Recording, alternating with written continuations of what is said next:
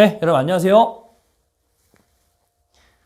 자, 오늘 우리 지난 시간에 살펴봤던 승차 거부 항의 사건을 이게 어떤 식으로 지문화될 수 있을까를 생각해보는 시간을 가져보도록 하겠습니다. 자, 이 케이스에서는요, 제가 생각했을 땐 그래요. 사실관계. 이게 결국은 위전착의 얘기를 막 너무 어렵게 물어보거나 이러지는 못할 것 같아요. 그러면은 난이도가 너무 막 번져나갈 거라서 그렇게는 못하고 이 사실관계를 놓고 이것이 위전착 문제인가? 이런 얘기 정도?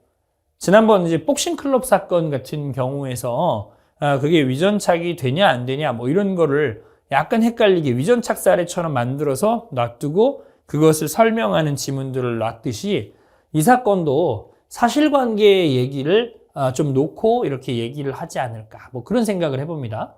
자, 한번 볼게요. 피고인은 경찰관에게 승차 거부를 신고했음에도 경찰관들이 이를 접수하지 아니하자 이에 대하여 항의하였는데 이러한 항의에 대해서 경찰관이 자신을 밀어버리자 이에 대항하여 경찰관에게 유형력을 행사한 것. 이 유형력 행사한 것을 공무집행방해죄로 기소한 사건에서 우리 이 피고인의 행위는 위법성 조각 사유의 전제 사실에 관한 착오에 해당한다. 어떻게 봤어요, 우리 대법원? 이거 아니라고 얘기했죠?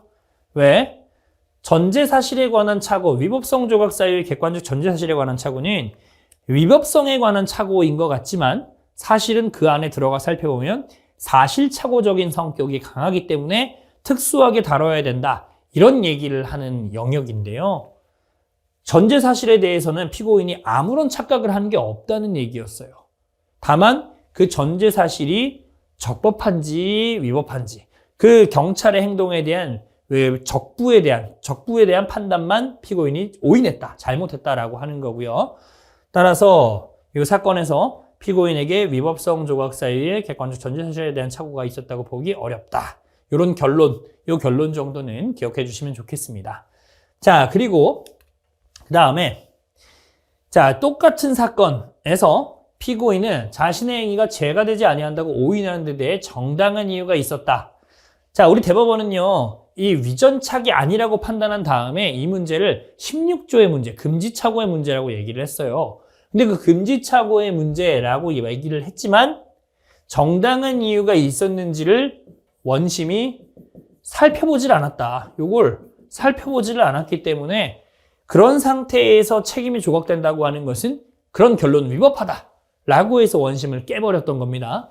따라서 여기서 이 정당한 이유가 있었다라고 보지 않았다가 결론인 것입니다. 그 근거를 여기 이제 판결문에 나오는 내용을 제가 적어 놓은 건데요. 한번 읽어볼까요? 택시 승차 거부와 관련된 경찰관들의 반복된 설명에도 불구하고 피고인이 계속 근거 없는 항의를 계속하고 있었다. 위와 같은 경우로 공소의 2, 경찰관 B가 공소의 1, 여경을 보호하기 위해서 피고인의 행동을 제지하자 곧바로 공소의 2, 남자 경찰관에게 욕설을 하면서 공소의 2의 몸을 여러 차례 밀었다. 그렇게 하자 이러한 피고인의 행위는 당시 피고인이 술에 취했던 점, 그 상태에서 근거 없는 항의를 계속하면서 스스로 흥분하게 되었던 점, 이런 점과도 무관하지 않아 보인다. 이처럼 피고인이 스스로 오인의 계기를 제공하지 않았거나 이런 상황에서 일반적으로 기대되는 정도의 오인 회피 노력을 기울였다면 이 사건에 이르지 않았을 것으로 보인다. 즉 무슨 말입니까?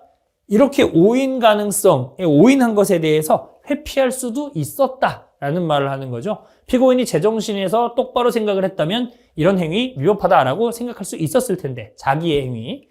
그런데 그렇지 않았기 때문에 그 오인을 한 것이어서 정당한 이유가 없다라고 얘기를 하고 있는 취지가 담겨 있습니다. 따라서 원심으로 돌아가서도 원심도 정당한 이유가 없다라고 있다라고 얘기하지는 못할 것 같아요. 그래서 이것도 X지문으로 여러분들 생각해 주시면 되겠습니다. 자, 그럼 오늘 여기까지 하고 마무리하도록 하겠습니다. 고생하셨습니다.